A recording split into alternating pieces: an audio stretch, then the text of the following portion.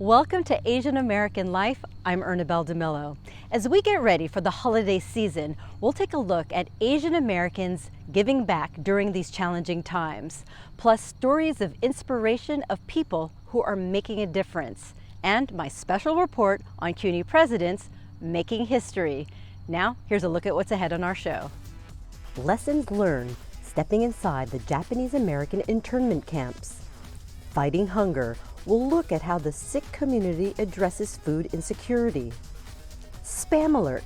How did this American meat icon become popular with Asian chefs? And meet the mother-daughter Beatstress who are building their success one stitch at a time. This and more on Asian American Life. Last month, we introduced you to the new president of Queens College. This month, you'll get to meet the new president of Baruch. When David Wu was appointed earlier this year, he became the first Asian American named to lead a CUNY school. David Wu's appointment made headlines from the Daily News to New York's Power of 100 list to Baruch's school paper and online newscast, The Ticker. Wu's hiring is big news.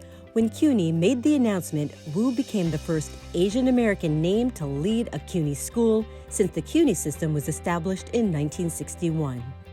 I am incredibly proud to be part of the CUNY family and being able to play a part in this mission I truly believe in. When I come to know Baruch, it really impressed me a great deal. I think it's a very compelling institution in the sense that Baruch has both absolutely top quality academics and at the same time providing the access to excellence to a wide variety of students from all the different socioeconomic class. Baruch is one of CUNY's most competitive schools, ranking third in the 2017 Chronicle of Higher Ed survey of most selective public universities. Wu brings in more than 30 years of experience in academia, most recently serving as provost of George Mason University in Virginia. But he actually studied engineering in college. I'm actually a systems engineer by training.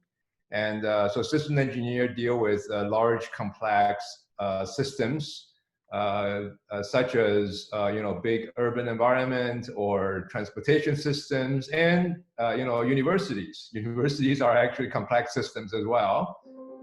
Wu's story starts in Taiwan, where his parents moved after fleeing mainland China during the Communist Revolution.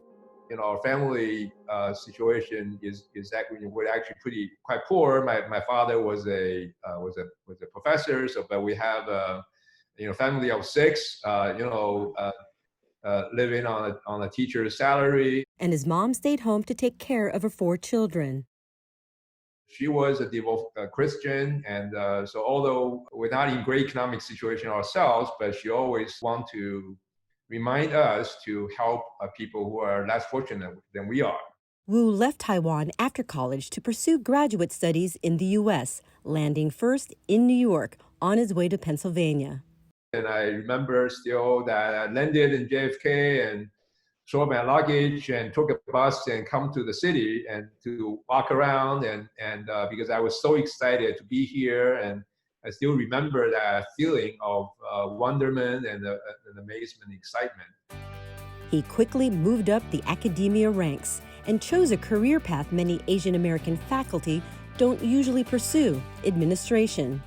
When I became a department chair and later become a dean and then the provost, I sort of made a point of making sure that to demonstrate to my colleagues that there is nothing wrong about going into administrative roles and playing a leadership role, and actually you can make as much impact as you can as a researcher, as a professor, as a scholar. He did make an impact, and the CUNY board noticed. Wu was named Baruch's new president in a unanimous vote. He moved to New York City, where his 2 grown children also live. But little did he know that his first year would be like no other. President Wu immediately created a task force, first to address COVID and remote learning, and second to address the future. I have a sense that there is going to be really a fundamental paradigm shift in higher education, right? Because universities around the country are struggling to adapt. And frankly, this is a very, very unusual disruption for higher education. What does this mean to institutions like Baruch and the context of CUNY? And how do we not only see ourselves in that new normal, but also thinking about a way to lead and to thrive in that new environment. While it's difficult to predict what the future will look like, we're pretty sure Baruch is in good hands with President Wu. For Asian American Life, I'm Ernabel Demillo.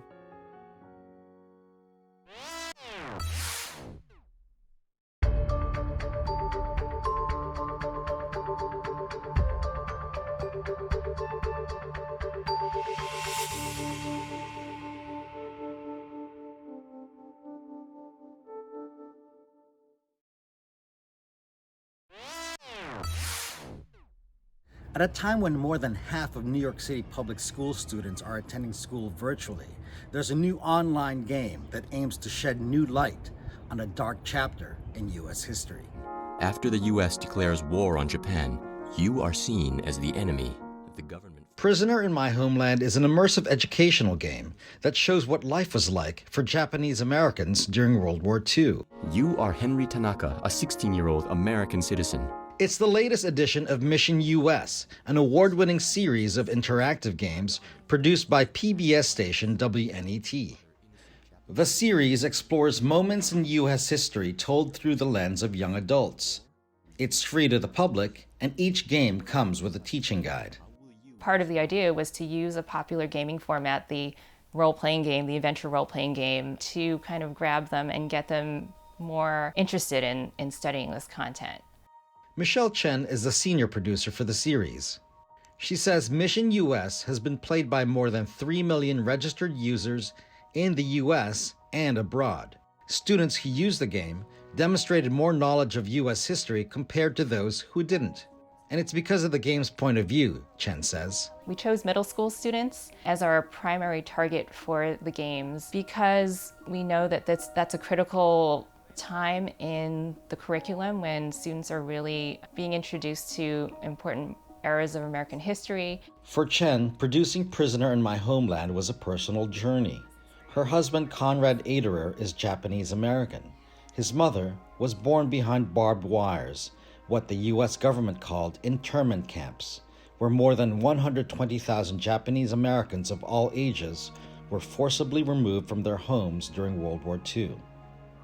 Aderer, an editor for CUNY TV, recently produced a documentary called Resistance at Tule Lake about Japanese Americans who protested their incarceration during World War II. Where is Lily? She is supposed to help me with the laundry.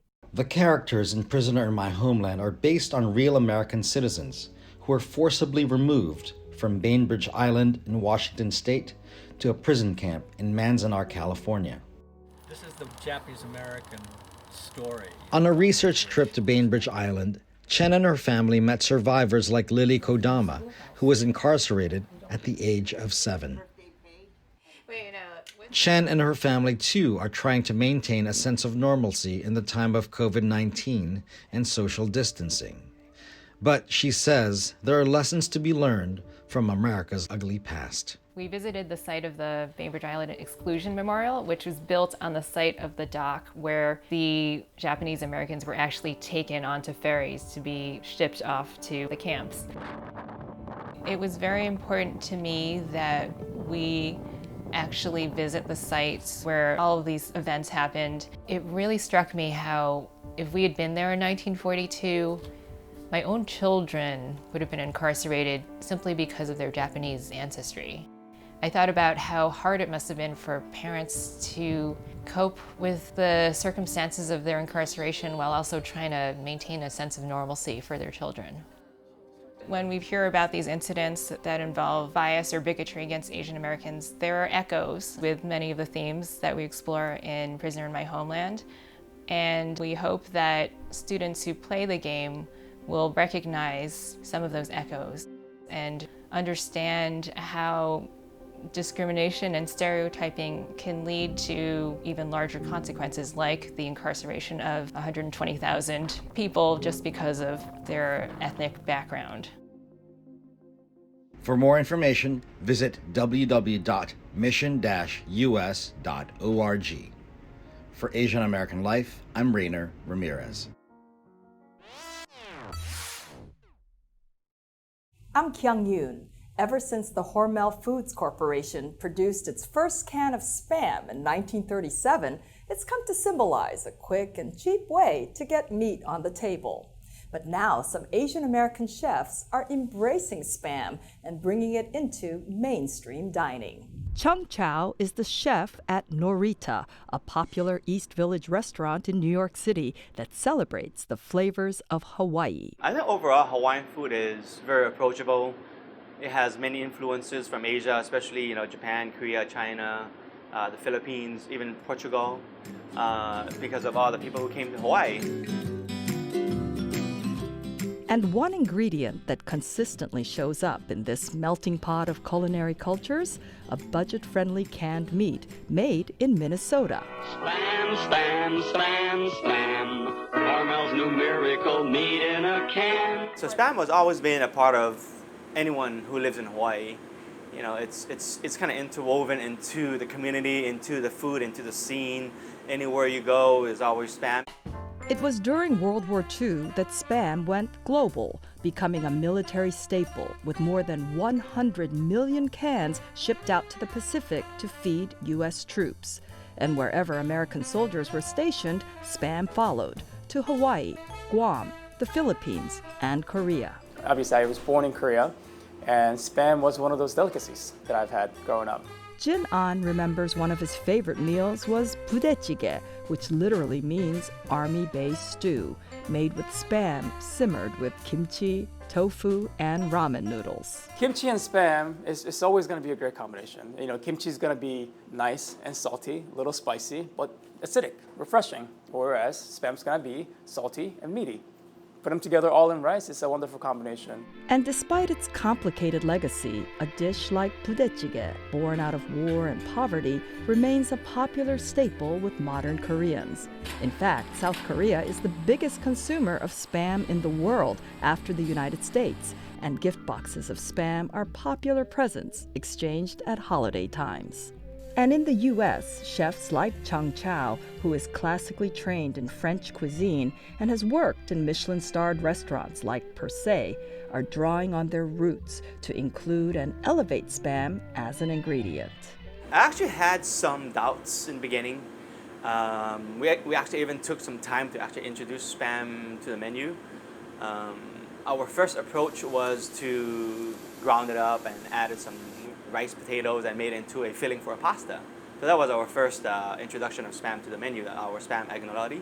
When you think about that, you're combining one of the most expensive ingredients and one of those ingredients that every fine dining goers really cherish and love and will spend a lot of money on, and blending it together with Spam. And I think people are gaining more acceptance for the product. Personally, for us, we felt more confident in offering that item because people have accepted us for who we are. And Spam promises to remain a staple of American food culture, and like all of us, to keep evolving over time. I'm Kyung Yoon for Asian American Life. I'm Minnie Roh. This is a story about a program run by a New Jersey Sikh temple that is feeding the hungry during the pandemic. Now, on the surface, the story may seem like all the other acts of kindness that we've been reporting on since the pandemic began. But what sets this program apart is how it transcends race and religion, touching people beyond a small New Jersey community, and how the simple act of providing a meal has restored faith in humanity for so many. From the outside of this Gurudwara, or Sikh temple, in a quiet New Jersey suburb, you would never have known that for months, volunteers have been cooking up a storm to feed the hungry. With the pandemic, we were seeing more and more people asking for losing jobs, and you realize that's what's going to end up happening is that they're going to be people who are going to end up with food insecurity. Harjot Singh Sabharwal is the mastermind behind the food service mission at Sri Guru Singh Sabha in Glen Rock, New Jersey. It's really hit hard at the middle class, at the people who are not used to asking for stuff. And now they got stuck where they couldn't go to work, they couldn't have an earning, and yet they had to try and make ends meet. An urgent problem in this country has only grown worse. Even before the pandemic, nearly 14 million households, or over 10% of all U.S. households, experienced food insecurity at some point during 2019. Post-pandemic, that number increased to 1 in 4 households across America. For the Sikh food mission, Sabharwal combined 2 main tenets of his faith. So we have a word, ikyumkar, which is that it is all one. And lungar, which means a meal for anyone. When you help somebody who is hungry, or you help and you do this, what we call seva, which is selfless service, that is almost like a worship that you're doing. Sikhs typically prepare free meals for their congregants, but when the pandemic restricted all gatherings, including religious ones, no one was left to feed. That's when Sabharwal had the brainstorm to open the kitchen to all who needed a free meal. The idea here was that let's not judge anyone. Anyone who comes for a meal, come and get a meal. Who are we to know what situation you're in, on what difficulty you've got? I got like this overwhelming, yes, let's do it. Got us in contact with the health department, who then came and did an inspection of the kitchen. They told us some of the changes that we needed to do. We made sure we did those. And then we started. I'm struggling with my glove, huh? In the beginning, the mission only provided 160 meals, all vegetarian in accordance with the Sikh faith. It was first come, first served in a drive-through service. And this is more important. Oh. But as word got out, other food pantries and charitable organizations whose kitchens had been sidelined due to the pandemic began to request meals in bulk to feed its constituents. Rather than being a one-way street, what happened next was truly amazing, and it set the mission on its path to making a far-reaching impact. All these other people started to offer all the donations they were getting. So all the produce that they were getting, they said, hey, I get a box of, let's say, I get a box of tomato puree or a can of tomato puree. Now, I can't distribute that among people, but I know if I give it to you guys can make a meal and then distribute it to everyone. And that's what we ended up doing. So we've been at times when we've not had to buy anything, because what's happened is that all of it has come through donations from different places. By rescuing food that would have otherwise gone to waste, plus monetary donations from the community, Sabharwal says a meal ends up costing just $1 to prepare. This allowed him to scale up the operation. The mission now offers more than 2,500 meals every weekend. Exactly. Allison Raphael Tatum is one of the many volunteers who answered the call. In times of need or in times of stress, people sort of pull into themselves. And instead, these people were opening their arms and saying, you know what, this is a tough time. We happen to have something extra we don't need. Let me give it to you. Tatum is not Sikh, nor is she Indian. But as an elder in her Presbyterian church, she says the concept of seva, the Sikh word for good deeds, is a familiar one. It didn't matter to me what religious organization or what organization at all was doing this. The fact was, this was work that needed to be done. Somebody put it together, and I wanted to lend my efforts to it. Whatever cultural and societal unfamiliarity she may have had initially, she said it quickly evaporated. It's a hot meal. It really takes a lot of strength for these people to come forward and say, we need help, we're hungry. You know, I've lost my job. I don't know where I'm going to get my next meal from. And it's very, very moving to be able to answer that call and to see those people be so grateful. Thank you, my brother. Since the mission began in March, it has provided over 30,000 hot meals to communities across New Jersey, providing relief to organizations that are also feeding the hungry. Every day I see more and more people on the street.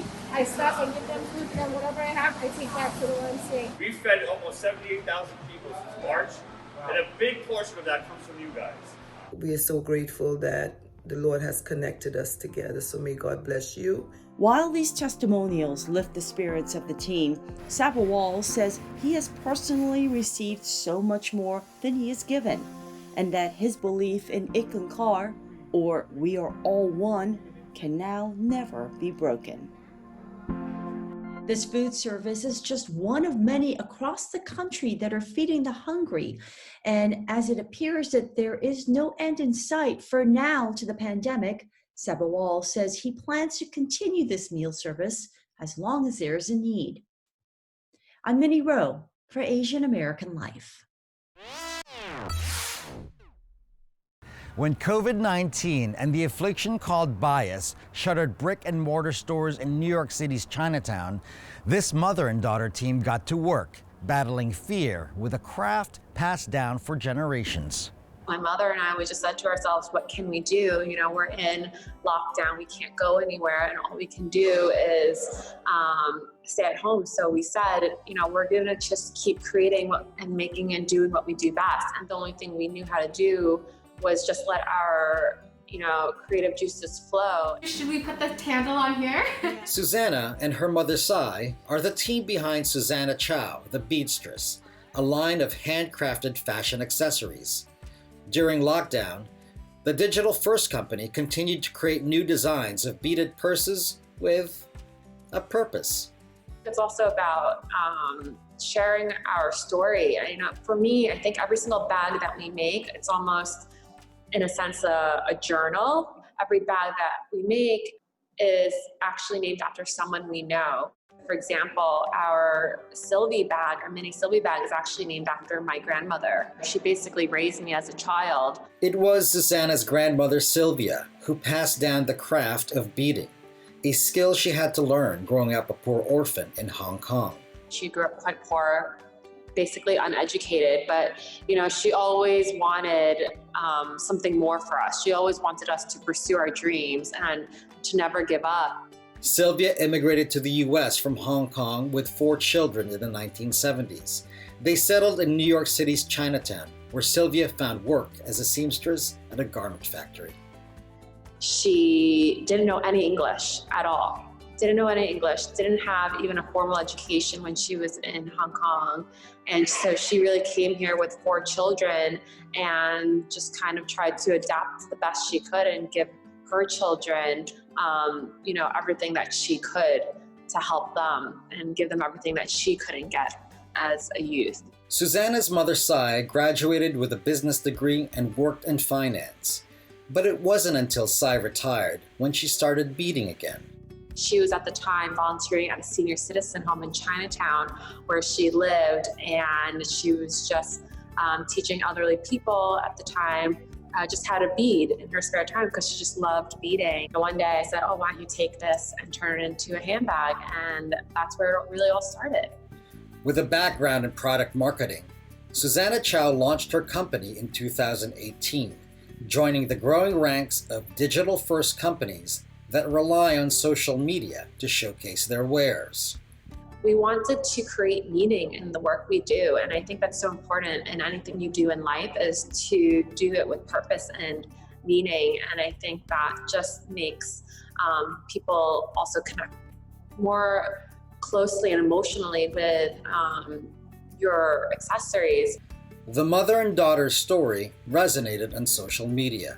We've been very fortunate and we've been so grateful because our business has actually been amazing for us, you know, and I think it's really because of the outpour of support that we've received from the community, the local community, and also our global community. With business booming, Susannah Chow was able to hire 2 more artisans to meet the demand. They now employ 8 women in Chinatown, mothers who ply their craft in the comfort and safety of their home. This community, it's not just a place, for us, for my mother, my grandmother. This was their home. Chinatown is really about a way for us to connect with our culture, our values, and tradition. The garment factories where Susannah's grandmother once worked have long gone. But Susannah Chow and the Beatstress continue the tradition of family and industry in Chinatown. Being 3 generations of artisans is something that we never thought we would be able to say out loud. We're fulfilling my grandmother's hopes and dreams for us, and just doing something that makes us happy, that we find fulfilling. I feel like her soul lives through this craft still. For Asian American Life, I'm Rayner Ramirez. Well, that's our show for now. Thanks so much for watching. If you want to learn more about our stories, be sure to follow us on Facebook and Instagram at Asian American Life. I'm Ernabel Demillo. We'll see you next time.